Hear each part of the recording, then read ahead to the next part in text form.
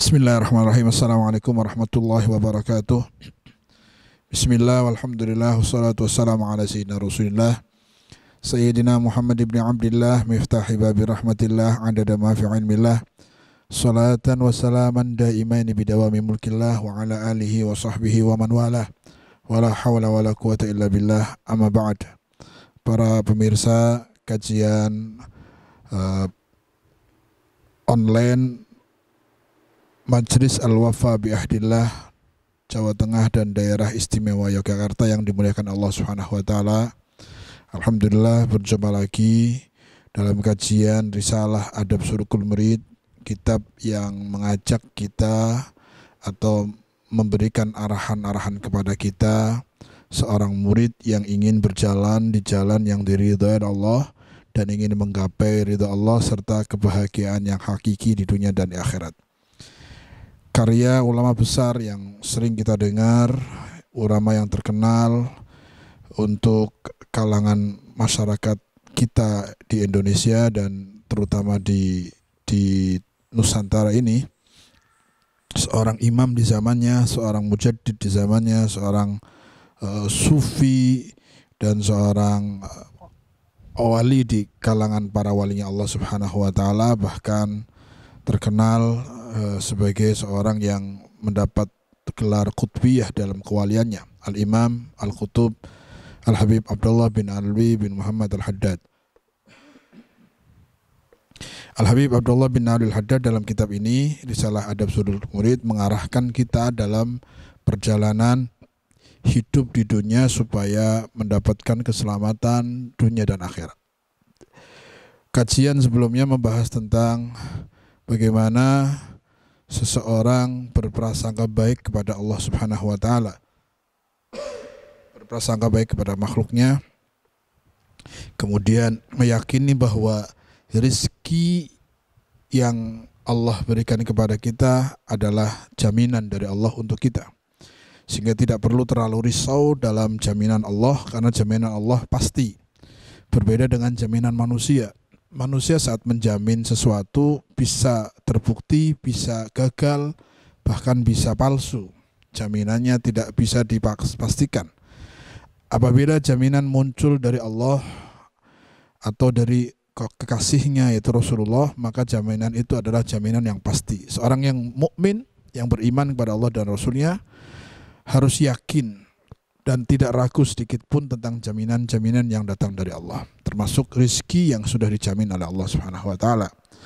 Kali ini pasal ini melanjutkan tentang bolehnya seorang murid atau diizinkannya seorang murid yang sedang bersuluk, berjalan, mencari rezeki, berikhtiar, kemudian menggunakan asbab untuk mendatangkan rezeki dari Allah. Itu juga salah satu cara yang diizinkan dalam bersuluk. Bukan berarti orang yang sedang fokus urusan akhirat, bersuluk urusan thariqah, jalan di jalan yang ingin menempuh tujuan utamanya adalah akhirat, terus meninggalkan semua urusan dunia. Tidak.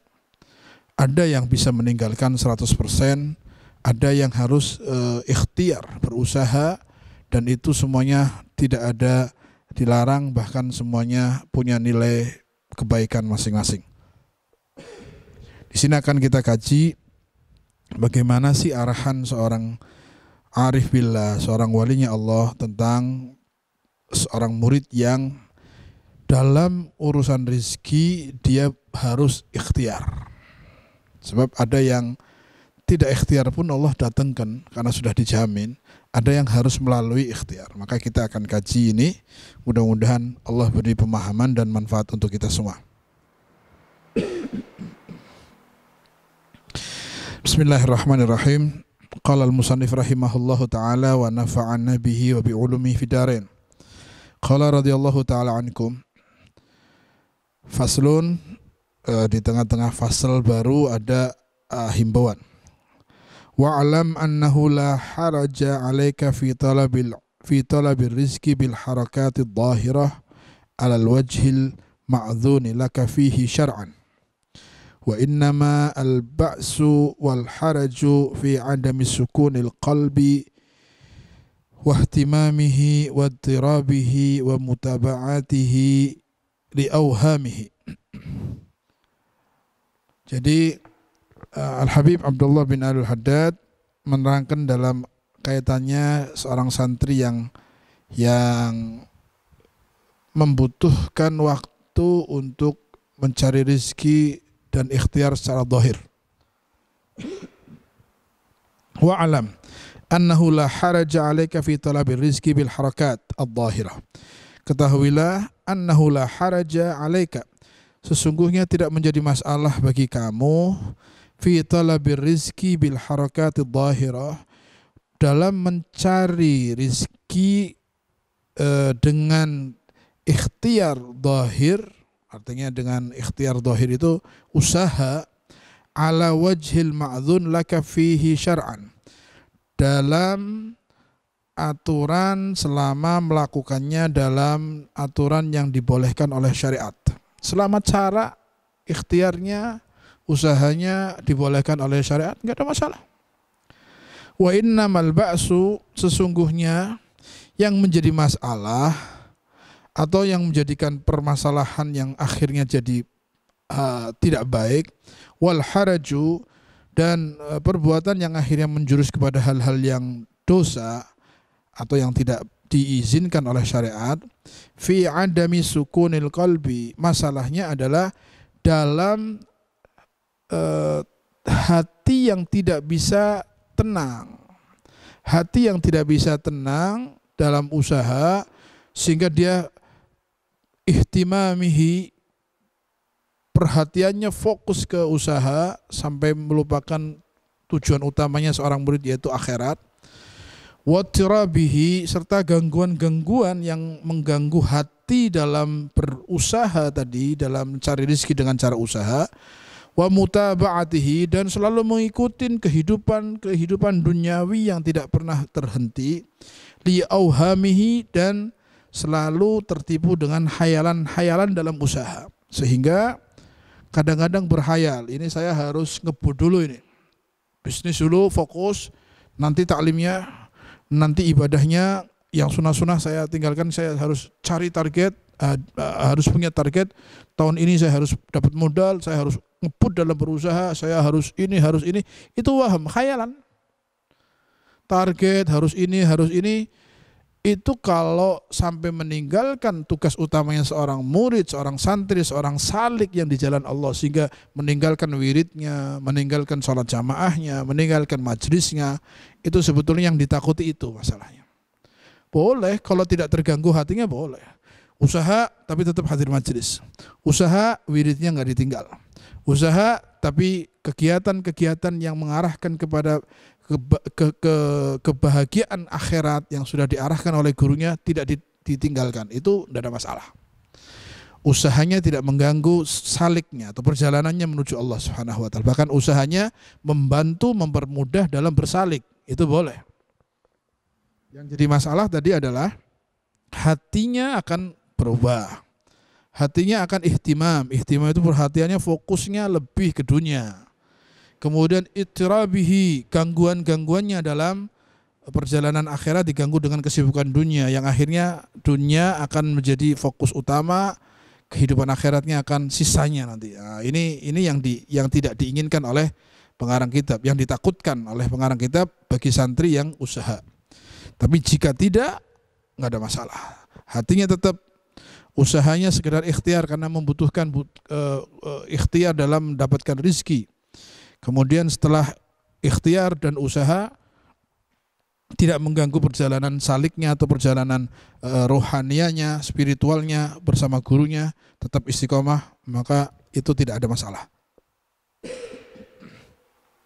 Wa mimma yadullu ala kharabil qalbi ihtimam al-insan bima yahtaju ilaihi fi waqtin lam yakhruju minal adam kal yawm al-muqbil wa syahril ati. Kata beliau, wa mimma yadullu ala kharabil qalbi ihtimam al-insan bima yahtaju ilaihi fi waqtin lam yakhruj minal adam. Di antara hati yang sudah mulai terganggu dari usaha tadi, mulai terganggu saat menggunakan waktunya ikhtiar cari rezeki zahir, tanda-tanda hati yang sudah rusak atau terganggu, ciri-cirinya apa? Di sini sebutkan orang ini mencemaskan kebutuhannya di masa, di waktu yang belum jelas. Kebutuhan yang masih jauh sudah dicemaskan sekarang. Yahtaj ilai fi waqti lam yakhruj minal adam. Seperti kal yaumil muqbil, mencemaskan buat besok. Besok atau minggu depan atau bahkan wasyahril ati atau bulan depan. Bulan depan sudah dicemaskan. Ini kalau saya nggak sekarang bersiap-siap, bulan depan nanti gimana? Besok gimana? Oh, ini sudah terganggu hatinya dalam keusaha, dalam dunia usahanya, mengganggu hatinya sehingga dia mencemaskan rizki yang belum pasti dan belum jelas untuk besok, untuk minggu depan, untuk bulan depan. Padahal rizki besok Allah sudah ngatur. Rizki bulan depan sudah diatur, sudah ada catatannya. Kok usah cemas. Anda sekarang butuh hari ini, kerja cari hari ini. Ada lebih simpen, nggak ada lebih, yang penting hari ini ketutup. Besok usaha lagi, nggak usah cemas. Jangan saat ini sudah mencemaskan untuk besok. Saat ini sudah mencemaskan untuk minggu depan. Saat ini sudah cemas untuk bulan depan, bahkan bulan depan masih jauh sudah dicemaskan saat ini. Akhirnya saat ini terganggu yang wajib, terganggu hal-hal yang penting, memikirkan yang belum pasti. Padahal bulan depan kita nggak tahu, bahkan umur kita sampai atau tidak, wallahu alam. Sudah dicemaskan sehingga hatinya sibuk untuk ngurusi hal-hal yang sebetulnya bukan tugas kita. Hatinya sibuk untuk membahas untuk hal-hal yang tidak ada kepastiannya, kira-kira dan belum tentu. Makanya dalam kitab ini disebutkan tanda-tanda hati yang sudah mulai rusak, terganggu, ya tadi mencemaskan sesuatu yang belum jadi kebutuhan yang pasti. Belum pasti kal yaumil muqbil wa syahril ati.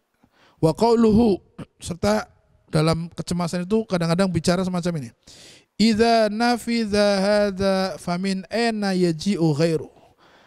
Ini ucapan-ucapan orang yang sudah terkontaminasi hatinya dalam mencari rezeki dalam usaha. Ucapannya, jika ini habis, sekarang ini habis, apakah mungkin bisa datang lagi besok? Atau yang lainnya bisa datang lagi? Kalau ini nggak ada nanti gimana? Kalau ini datang nanti, ini kalau sudah kekhawatirannya di bab jaminan rezeki dari Allah melebihi kebutuhannya, maka ini sudah tanda-tanda orang yang hatinya sudah terganggu. Wa idza lam yaji ar-rizqu min hadzal wajh famin aina wajhin ya'ti. Kalau rizki saya nggak datang dari cara ini, nanti dari mana lagi cara mana? Cara apa lagi mendatangkan rizki? Kalau nggak datang dengan cara ini, maka dari mana? Oh, ini sudah mengkhawatirkan sesuatu yang sudah dijamin sama Allah. Berarti hatinya bermasalah. Mudah-mudahan Allah selamatkan hati kita dari hal-hal yang tidak baik, termasuk di antara hati yang rusak dalam perjalanan santri mencari rezeki adalah kecemasan dan kekhawatiran yang berlebihan tentang rezeki yang masih jauh, bulan depan, minggu depan. Cemas. Target boleh, ikhtiar boleh, bikin schedule dalam bisnis boleh, bikin manajemen yang bagus boleh, tapi cemas tidak boleh. Bukan berarti kita dalam kerja nggak pakai standar manajemen, nggak, harus diatur. Harus punya target, harus punya ini dan doa, ikhtiar, tawakal. Tapi yang ditakutkan permasalahannya bukan ngatur manajemen, tapi kecemasan, kekhawatiran, ketakutan. Nanti kalau nggak dari sini dari mana lagi? Kalau nggak begini gimana? Kalau nggak sekarang kapan? Ini yang nggak boleh. Mudah-mudahan Allah selamatkan kita dari hati yang selalu cemas terhadap sesuatu yang sudah dijamin oleh Allah Subhanahu wa taala, yaitu rezeki. Kemudian dilanjutkan di sini. Wa amma tajarrudu anil asbab. Ini sekarang bicara tentang orang yang lepas tidak mencari rezeki dengan cara asbab. Kalau tadi kan dengan asbab usaha, ada asbabnya, cari rezekinya dengan ikhtiar, ada sebab. Ada lagi yang orang ini tajarrud anil asbab, lepas dari semua sebab, tawakal total dan sudah terbiasa bahwa rezekinya itu dihadirkan lewat orang lain. Sementara dia sibuk untuk ibadah, sibuk untuk suluk, ada orang yang jamin misalnya. Ada orang yang biayai, Ada orang yang mengatakan sudah kamu belajar di pesantren, saya biaya. Ini tajarud ini sama sekali, nggak butuh usaha lagi. Lepas dari usaha sebab ada yang memenuhi kebutuhannya. Allah pilih seseorang untuk memenuhi kebutuhan orang tadi, berarti dia tajarud. Dilepas dari tugas-tugas yang harus mencari secara langsung karena Allah kirimkan rezeki melalui hamba-hambanya. Dianya tidak berusaha. Wa amma tajarrudu 'anil asbab wa dukhulu fiha fahuwa maqaman yuqimullahu fihi ma min ibadihi man yasha. Ada orang-orang yang melepaskan diri dari sebab dan keterkaitan dengan sebab. Lepas dari sebab atau yang punya kaitan dengan sebab, lepas total. Tawakal ala Allah. Kemudian keduanya adalah maqaman yuqimullahu fihi ma'an ibadi. Itu adalah dua maqam yang Allah berikan dan kehendaki kepada hamba-hambanya yang dipilih. Kadang-kadang ada hamba Allah yang sibuknya cuma ibadah, ngaji, ngajar, dakwah, tapi rezeki Allah atur. Dia tajarud anil asbab. Enggak ada. Punya usaha? Enggak. Punya toko? Enggak. Bisnis? Enggak. Dagang? Enggak. Terus gimana? Allah. Saya selama ini berjalan, yang saya bisa dakwah, saya bisa ngajar, saya bisa ibadah, saya ngajak orang zikir, saya punya santri, saya ngajar. Selepas itu untuk urusan rezeki, tawakal sama Allah. Dan Allah pasti akan penuhi rezeki, nggak mungkin, karena sudah dijamin rezeki itu. Tapi tidak semua orang dibikin semacam itu. Tidak untuk semua orang ini. Allah pilih orang-orang tertentu. Allah pilih orang-orang tertentu yang memang diberi makom tajarrud anil asbab, lepas dari sebab. Jadi jangan coba-coba santri yang biasa dengan asbab tiba-tiba ngikut-ngikut orang yang tanpa sebab. Sudahlah, saya duduk aja ngikutin orang itu, ngajar, kemudian ibadah, zikir, pasti seperti orang itu dikasih rezeki kan juga harus. Enggak semua orang dikasih gitu. Ada yang tugasnya harus dengan asbab. Lanjutkan. Ikutin sunnatullah yang sudah digariskan dalam takdirnya. Antum harus dengan asbab. Dagangkah, jadi gurukah, apalah ikhtiar. Ada yang dipilih makom lepas dari asbab, bahkan melepas dari terkaitnya asbab, dia total, dia fokus. Ini makom tersendiri yang Allah pilih kepada orang-orang yang Allah pilih, hambanya yang Allah pilih. Enggak semua orang. Jadi jangan terbalik. Yang sudah dikasih makom tanpa sebab, khayal. Enak ya kalau punya toko kayak dia, punya bisnis, enak ya dia usaha. Saya tinggalkan ini, saya mau bisnis, saya mau pakai asbab. Gak bisa, berantakan nanti. Atau yang biasa kerja dengan asbab, ikhtiar, dohir, harus ikhtiar, harokah, tiba-tiba mau ikut-ikut yang setiap saat cuma di majelis, di masjid, ngajar, buka kitab, mau ikut-ikut. Enak ya, gak capek, gak ngurusi toko, saya mau gitu. Sehingga ninggalkan bisnisnya. Salah.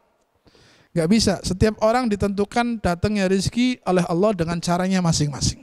Dan semuanya adalah ketentuan dan aturan Allah Subhanahu wa ta'ala.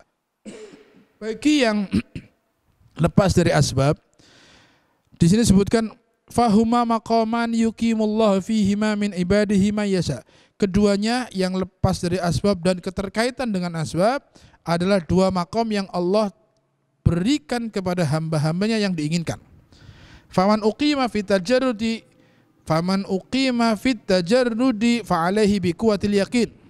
Jika Allah letakkan seseorang di posisi tajarrud lepas dari sebab, enggak lewat, rezekinya datang tanpa harus usaha itu, tanpa harus kerja, tanpa harus ada asbab lain. Maka jika Allah tetapkan di posisi itu, fa'alaihi biquwatil yaqin, maka untuk dia harus yakin yang kuat. Sebab kadang-kadang kalau nggak kuat yakinnya, wah ini sampai kapan ini nggak ada yang ngatur rezeki, nggak ada yang ngasih saya, goncang, diuji kadang-kadang sama. Sabar tidak, yakin dengan janji Allah tidak, ikhlas tidak dalam berjuang dan bersuluk tadi, dalam ngurusi majelis, dalam ngurusi santri, misalnya dalam dakwah, dalam ngaji. Kalau sudah ragu-ragu, nggak yakin, bingung, akhirnya setengah-setengah, ini bahaya. Maka syaratnya adalah jika Allah tetapkan kalian di posisi yang tajarrud tanpa sebab, fa'alaihi biquwatil yaqin, Maka wajib atasnya untuk yakin yang kuat. Jangan khawatir saat ada keterlambatan rezeki datang, saat turun pemasukannya, saat gak ada orang peduli lagi, sabar. Yakin aja. Ini ujian. Tapi kalau sudah gak siap, bahaya ini. Akhirnya dia melompat ke posisi yang bukan di posisinya. Melompat dengan tajarrud. Dari tajarrud melompat kepada ikhtiar. Malah kacau nanti. Malah ninggalkan yang di posisi sebetulnya. Fa'alaihi biquwatil yakin. Wasi'ati sadr, serta lapang dada. Yakin, lapang dada, sabar. Wa mulazamatil ibadah, dan tetap di posisi istiqomah ibadah. Sibuknya di masjid, sibuknya di pondok, sibuknya di majelis, sibuknya di pesantren, sibuknya di dakwah, ya sudah tetap ibadah itu di situ. Insya Allah nanti ketemu jalan rezekinya di jalan itu. Wallahu a'lam. Wa man uqima fil asbab fa'alaihi bitaqwallahi fi sababihi. Nah, sementara orang yang dipilih sama Allah dapat rezekinya harus dengan asbab, ikhtiar, kerja, dagang, apalagi jadi maklar atau jadi apa sajalah asbab itu. Maka saat di posisi asbab, maka di sini dinasehati oleh pengarang kitab ini, fa'alaihi bitaqwallah fi sababih. Maka hati-hati wahai orang yang usaha mencari rezeki dengan ikhtiar. Fa'alaihi bitaqwallah fi sababih. Maka bertakwalah kalian saat kalian mencari rezeki melalui asbab. Takwa, hati-hati. Takwa itu artinya takut, hati-hati, jangan nipu, jangan bohong, jangan korupsi, jangan ambil cara yang haram, jangan melakukan dengan cara yang tidak boleh. Hati-hati, takwa kepada Allah. Ikhtiar dengan takwa, dibarengi dengan takwa. Wal i'timad 'ala Allahi dunah, serta berkeyakinan kepada Allah daripada kepada selain Allah. Ikhtiarnya jalan, usahanya terus, tapi yakinnya kepada Allah. Jangan yakin kepada makhluk, jangan yakin kepada usaha, jangan yakin kepada tokonya, jangan yakin kepada partner bisnisnya. Ini semuanya cuma asbab. Hakikatnya yang berizki adalah Allah. Maka keyakinannya tetap kepada Allah. Saya ini cuma karena saya harus melalui asbab dapat rezekinya, saya cuma memenuhi jalan yang diatur oleh Allah saja. Hakikatnya Allah yang akan berikan rezeki. Sehingga saat muamalah dengan siapapun, tidak meyakini bahwa itu semua adalah pemberi rezeki, itu cuma wasilah. Yakin bahwa pemberi rezeki adalah Allah. Maka yang ditakuti, yang diharapkan, yang selalu diminta adalah Allah dalam ikhtiar dan asbabnya. Wal yahdhar minal istighali bihi an ta'ati rabbih, dan hati-hati kata beliau, minal istighal bihi an ta'ati rabbih, hati-hati jika sudah diarahkan cari rezeki dengan asbab, jangan sampai kesibukan usaha asbab Anda melupakan perbuatan taat kepada Allah. Jangan sampai bisnis Anda melalaikan ibadah kepada Allah. Jangan sampai kerjaan Anda melupakan waktu untuk Allah. Jangan sampai perusahaan Anda, kantor Anda, toko Anda menjadikan lahan untuk lalai kepada Allah. Karena kadang-kadang kalau sudah rame, sudah sibuk, sudah lagi laris, sudah banyak pembeli, sholatnya mundur. Kadang-kadang haram mulai diterjang, nggak apa-apa sudah. Nah, ini hati-hati, jangan sampai kesibukan Anda dalam mencari rezeki melupakan perbuatan ketaatan kepada Allah Subhanahu wa taala. Kemudian di sini sebutkan, wa qad taridu 'alal murid khawatir fi amri rizki wa fi muraratil khalqi wa fi ghairi dzalik. Terkadang muncul pada seorang murid lintasan-lintasan kecemasan akan rizki. Lintasan pikiran cemas tentang rizki. Munculnya kecemasan, lintasan pikiran tiba-tiba muncul kecemasan tentang rizki, itu hal yang wajar. Lintasan saja, terlintas cemas, tapi langsung dipalingkan, langsung dihindari, langsung dikuatkan lagi, jaminan dari Allah tidak akan pernah meleset. Muncul Khawatir fi amri rizki, lintasan-lintasan khawatiran tentang perkara rizki. Kemudian atau sifat apa namanya? Wa fi mararatil khalqi. Wa fi muraatil khalqi, maaf. Atau terlintas juga perasaan untuk menjaga orang, makhluk ini, berharap hatinya condong kepada makhluk dalam hal rizki. Wow, ini mulai goyah, cemas. Kemudian saya harusnya ikut orang ini orang kaya ini. Mulai berharapnya sama makhluk gitu. Cemas tentang rizki, kemudian mulai mendekati seseorang dengan kepentingan rizki bukan karena Allah, atau berharap kepada makhluk. Kadang-kadang muncul lintasan semacam itu. Wa fi ghairi dzalik, dan yang lainnya, walaysa maluman wala ma'thuman, dan itu semua bukan sesuatu yang hina dan bukan sesuatu yang dosa. Dengan syarat apa? Idza kana karihan laha, dengan syarat hatinya tetap tidak ikhlas, hatinya tetap tidak ridho dengan pikiran tadi. Hatinya nolak kecemasan itu, dilawan sama hati. Kenapa saya harus cemas dengan rezeki padahal Allah sudah jamin? Kenapa saya harus condong kepada makhluk, berharap pada makhluk padahal yang memberi rezeki Allah? Ditolak terus. Kecemasannya ada, tapi ditolak terus sama hatinya. Kalau keadaan semacam itu nggak ada masalah. Yang bahaya, kecemasan terlintas, perasaan berharap sama makhluk muncul, kemudian diiyakan dengan hati. Ini yang bahaya. Na'udzubillah min. Idza kana karihan laha, kalau sudah hatinya nggak ridho, kemudian menentang kecemasan itu, nggak ada masalah. Wa mujtahidan fi nafiha min qalbi, dan dia berusaha dengan sungguh-sungguh untuk menghilangkan lintasan-lintasan tadi. Nggak apa-apa. Lintasan itu hal yang wajar. Yang kita wajar, lintasan kecemasan itu diikutin dengan perbuatan dan hatinya ridho, itu nggak boleh. Selama hatinya ridho, nggak diikutin dan berusaha menghilangkan, hilangkan. Itu wajar.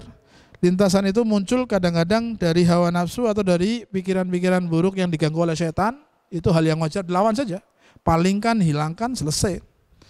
Nah, itu semua adalah arahan-arahan dari pengarang kitab yang berkaitan dengan rizki, baik yang kaitannya ikhtiar ataupun yang kaitannya tidak dengan ikhtiar, perasaan hati dan semuanya diarahkan oleh pengarang kitab ini untuk supaya menghadapinya bagaimana. Artinya begini, ada dua jalan rizki yang datang kepada seseorang, terutama murid ini. Ada yang datangnya dengan harus usaha, kasbi namanya, kasab. Teruskan kasabnya. Selama tidak mengganggu ibadah, selama dunia enggak ngerusak hatinya aman dalam bisnis, dalam usaha, teruskan. Yang penting usaha secara zahir dikerjakan, selanjutnya tujuan utamanya adalah akhirat. Enggak ada masalah. Yang kedua, santri yang dapat rezekinya tanpa kasab, tanpa ikhtiar. Dia mujarrad total, melepaskan semua sebab. Sebab kalau melepaskan sebab itu perlu kekuatan yang kuat, yakin yang kuat, maka dia harus yakin yang kuat. Paham ya?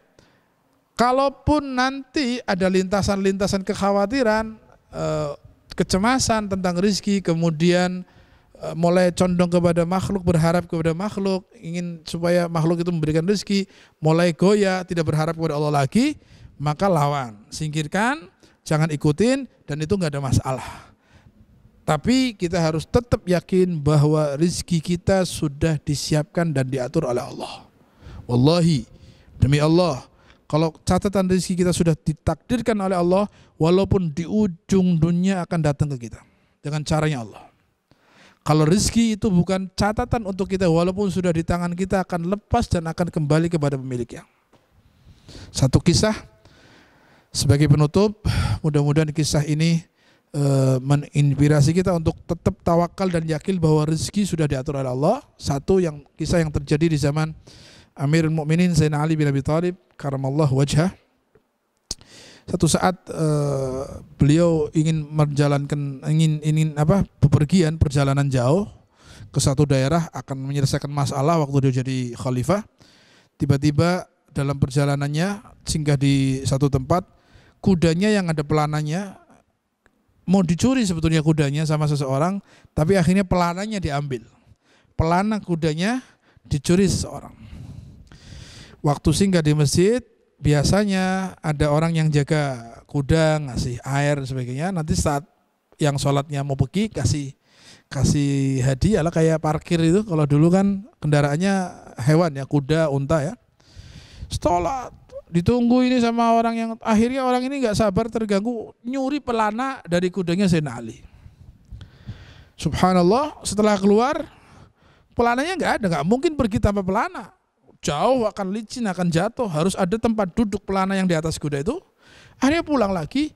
Tadinya waktu keluar dari masjid mau ngasih orang yang jaga kuda dengan uang yang ada di tangannya. Umpama saya lupa jumlahnya 3 dirham misalnya. Mau dikasihkan sama orang tadi. Ternyata orang itu curi pergi. Saat pembantunya ditanya, kamu tahu pelana ini? Enggak ada. Cari sudah pelana ini, uang ini, carikan pelana. Karena harus pergi. Setelah cari ketemu orang yang nyuri pelana itu. Pembantunya beli saja, mau dijual, saya beli, bawa. Setelah sampai rumah dilihat ternyata pelana kuda itu, pelananya Sayyidina Ali. Kata Sayyidina Ali, kamu dapat dari mana? Saya beli. Benar kamu beli? Ya. Beli di mana? Di orang jual, kasihan Bu. Oh. Kata Sayyidina Ali, subhanallah. Kalau dia sabar tidak nyuri, tadi uang tadi akan saya kasihkan buat dia. Sudah mau saya siapkan buat dia. Tapi dia nggak sabar, berpikiran bahwa nyuri pelana itu akan dapat uang lebih banyak. Ternyata uang itu juga yang dia dapatkan. Harga itu juga, uang itu juga. Dengan dosa dan haram di atasnya. Dan rasa takut. Kalau sabar, dia dengan halal, nggak usah capek, nggak ada dosa dan berkah. Tapi dia berpikiran dengan mencuri akan dapat lebih, tetap takdir Allah yang dia dapat ya jumlah itu yang dapat. Subhanallah. Artinya begini. Rizki sudah disiapkan sama Allah, tinggal kita menemui rizki itu. Kalau dengan ikhtiar dipilih 2 jalan. Allah berikan 2 jalan, jalan halal dan jalan haram. Tetap bagiannya yang kita dapat adalah yang Allah tentukan kepada kita. Mudah-mudahan Allah beri kita rizki halal, dapatnya dengan cara mudah dan halal serta barokah, dan Allah jadikan hati kita tidak terikat dengan asbab, tapi terikat dengan musabbibul asbab. Musabbibul asbab adalah Allah Subhanahu wa ta'ala. Kita yakin apapun jalannya, kalau itu bagian kita, Allah akan mudahkan, Allah akan gerakan kita untuk mendapatkan bagian kita. Dan kita yakin kalau bukan bagian kita, sekalipun kita kejar, sudah di tangan kita pun akan lepas untuk datang kepada pemiliknya. Dan kita tidak dapat bagian itu karena bukan bagian kita. Wallahu a'lam. Mudah-mudahan apa yang diarahkan oleh seorang imam, seorang ulama besar tentang kaitannya dengan rizki bagi para salik, bagi santri-santri yang berjalan jalan Allah, bisa dijadikan pegangan dan rujukan dalam hidup kita insyaallah, sehingga kita bisa menjalani perjalanan ini dengan selamat sampai mendapat ridha Allah dan menggapai kebahagiaan yang hakiki di surganya Allah Subhanahu wa taala. Hadza wa lafu minkum. Assalamualaikum warahmatullahi wabarakatuh.